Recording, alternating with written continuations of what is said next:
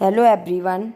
अब मैं आपको क्लास 9th का 9th चैप्टर कबीर की साखियों का पार्ट 2 समझाने जा रही हूँ। पका पकी के कार ने सब जग रहा भुलान, निरपक होई कि हरि भजे सोई संत सुजान। पका पकी यानी कि पक्ष विपक्ष, कारने यानी कि कारण, जग यानी कि संसार, भुलान यानी कि भूला हुआ, निरपक यानी कि निष्पक्ष और सोई यानी कि वही और सुजान मीन्स ज्ञानी। कबीरदास जी कहते हैं कि आज सारा संसार पक्ष विपक्ष में पढ़कर, लोग तर्क वितर्क के चक्कर में पढ़कर ईश्वर को भूल गए हैं। मतलब उनका ये कहने का कि लोग पक्ष विपक्ष के तुम हिंदू हो हम मुसलमान हैं, इन सब बातों में पढ़कर लोग ईश्वर को भूल गए हैं। और वो ये कहना चाहते हैं कि सच्चा संत वही होता है जो निष्पक्ष होकर, जो ये सारी बातों को छोड़कर केवल ईश्वर को भजन करता है, वही सच्चा प्रेमी होता है या सच्चा ईश्वर का भक्त होता है। पका पकी का आशय स्पष्ट कीजिए। पका पकी का आशय है पक्ष विपक्ष, तर्क वितर्क या समर्थन विरोध का झगड़ा। सारा संसार किस कारण किसे भूला हुआ है? तो सारा संसार आपसी तर्क वितर्क और समर्थन विरोध के कारण ईश्वर को भूला हुआ है। नेक्स्ट क्वेश्चन है, सच्चा संत कौन है? तो सच्चा संत वही है जो सभी वैर विरोधी और संघर्षों से हटकर ईश्वर का भजन करता है। नेक्स्ट क्वेश्चन है, हरि भजन के लिए कैसी मनोभावना चाहिए? तो हरि भजन के लिए समर्थन विरोध की भावना से ऊपर उठना बहुत आवश्यक है। नेक्स्ट अर्थ है, हिंदू मुआ राम कही मुसलमान खुदाई, कहे कबीर सो जीविता सो दुही की निकट न जाई। मुआ यानी कि मरा हुआ, खुदाई यानी कि खुदा को, और जीविता यानी जीवित रहता है, दुहू यानी दोनों।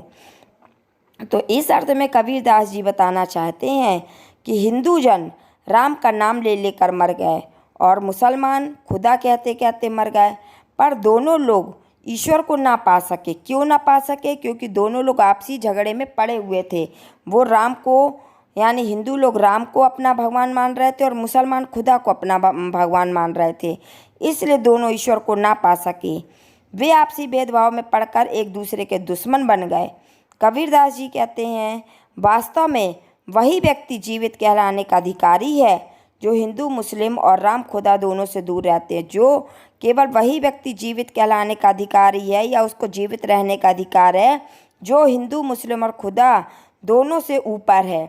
आशय यह है कि भगवान राम और खुदा दोनों से अलग है और मानवता हिंदू और मुसलमान के भेदों से भी ऊपर है। यानी कि भगवान यानी कि ईश्वर राम और खुदा दोनों से अलग है, क्योंकि ईश्वर एक है और मानवता जो है वो हिंदू और मुसलमानों के भेदों से भी ऊपर है। कवि ने हिंदू और मुसलमान को मृत क्यों कहा है? तो कवि ने हिंदू और मुसलमान दोनों को मृत इसलिए कहा है क्योंकि वे आपसी भेदभाव में पड़कर सच्चे ईश्वर को भूल बैठे हैं। कवि ने किस प्रकार के मनुष्य को जीवित कहा है? तो कवि ने कट्टरता, भेदभाव और सांप्रदायिकता से दूर रहने वाले मनुष्य को जीवित कहा है। इन पंक्तियों में किन धर्मों को मानने वालों का वर्णन किया गया? तो इन पंक्तियों में हिंदू और मुसलमान धर्म को मानने वालों का वर्णन किया गया है। कहे कबीर में कौन सा अलंकार है? कहे कबीर में अनुप्रास अलंकार है।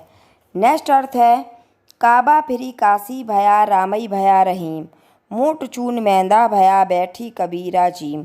काबा यानी कि मुसलमानों का पवित्र तीर्थ, काशी यानी कि काशी, भया यानी कि हो गया, मोट यानी मोटा, चून मीन्स होता आटा और जीम मीन्स भोजन करना। तो कबीरदास जी कहते हैं कि मेरे लिए मुसलमानों का जो पवित्र तीर्थ स्थान था काबा, वो मेरे लिए काशी के समान पवित्र हो गया, और जो राम का नाम था वो रहीम के समान पवित्र हो गया, जिसे मैं कभी आखाद्य यानी कि मोटा आटा समझकर आखाद्य समझता था कि इसको खाने योग्य नहीं है ये। जब मुझे ज्ञान प्राप्त हुआ तो वो मुझे वही मोटा चून यानी कि मेरे लिए बारीक मैदा बन गया और मैं उसे बैठकर अब आराम से खा रहा हूँ। कबीरदास जी के कहने का आशय यह है कि जब धार्मिक भेदभाव के नष्ट होने पर मेरे मन में जो हिंदू मुसलमान को लेकर या राम रहीम को लेकर जो दुर्भावनाएँ थी, जो बसी भावनाएँ थीं, वो सारी भावनाएं नष्ट हो गई। और जब मुझे ज्ञान प्राप्त हुआ तो मुझे वो मोटा आटा यानी कि वो मैदा के समान लगने लगा और अब मैं उसे बैठकर आराम से खा रहा हूँ। इसके क्वेश्चन बनेंगे, काबा कैसे काशी हो गया? तो यानी हिंदू मुसलमान का भेदभाव समाप्त होने पर मुसलमानों का पवित्र स्थल काबा भी हिंदुओं के पवित्र स्थल काशी के समान पावन प्रतीत होने लगा। राम रहीम क्यों हो गया? जब धार्मिक कट्टरता नष्ट हो गई यानी कि धर्मों का भेदभाव नष्ट हो गया, तब राम और रहीम में अंतर ना रहा, वे दोनों एक ही ईश्वर के रूप नजर आने लगे। नेक्स्ट क्वेश्चन है, मोड़ चून किसे कहा गया है, वह मैदा कैसे हो गया? तो कबीरदास जी कहते हैं कि विभिन्न धर्मों को खटकने वाली जो बातें थीं, जो दुर्भावनाएं थी, उसे मूठ चून कहा गया यानी कि मोटा आटा कहा गया है, और जो अपनाने वाली अच्छी बातें थीं उन्हें मैदा कहा गया है। जब धार्मिक कट्टरता समाप्त हो गई यानी कि धर्मों का भेदभाव समाप्त हो गया, तब यह धर्म की भोली बातें भी अच्छी लगने लगीं। नेक्स्ट क्वेश्चन है, कबीर ने इसमें क्या प्रेरणा दी है? तो इस दोहे में कबीर ने हिंदू मुसलमान या अन्य धर्मों के भेदभाव से दूर रहने की प्रेरणा दी है। अब मैं आपको नेक्स्ट अर्थ समझाने जा रही हूँ। ऊंचे कुल का जन्मिया जे करनी ऊंच न होई, सुबरन कलश सुरा भरा साधु निंदा सोई। जन्मिया यानी कि जन्म लेने वाला, करनी यानी कि काम, सुबरन यानी कि सोना, और कलश यानी कि घड़ा, सुरा यानी कि शराब।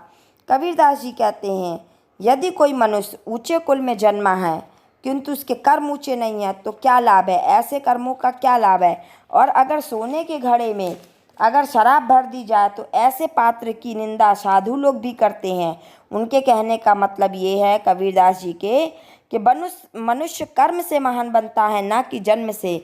अगर कोई व्यक्ति के कर्म महान है, चाहे वो भलाई छोटे कुल में जन्म लिया हो, तो उसको कर्म से पहचाना जाएगा, ना कि उसके कुलों से। अब मैं आपको इसके क्वेश्चन बताने जा रही हूँ। कबीरदास जी मनुष्य की श्रेष्ठता किसमें मानते हैं? तो कबीरदास जी मनुष्य की श्रेष्ठता उसके ऊंचे कर्मों के कारण मानते हैं। साधु किसकी निंदा करते हैं? तो साधु मंदिरा भरे स्वर्ण पात्र की निंदा करते हैं, अर्थात वे बुराइयों में लगे मनुष्य की निंदा करते हैं, चाहे वह मनुष्य कितने भी बड़े कुल का क्यों ना हो। ऊंचे कुल का क्या आशय है? धनी और सब परिवार से संबंधित मनुष्य। सोने का कलश भी बुरा क्यों कहलाता है? तो सोने का कलश तब बुरा कहलाता है जब उसमें मदिरा भरी होती है। सुबरन कलश सुरा भरा में कौन सा अलंकार है? तो इसमें अनुप्रास और दृष्टांत अलंकार है। आई होप कि आपको ये वीडियो समझ में आई होगी। Thank you.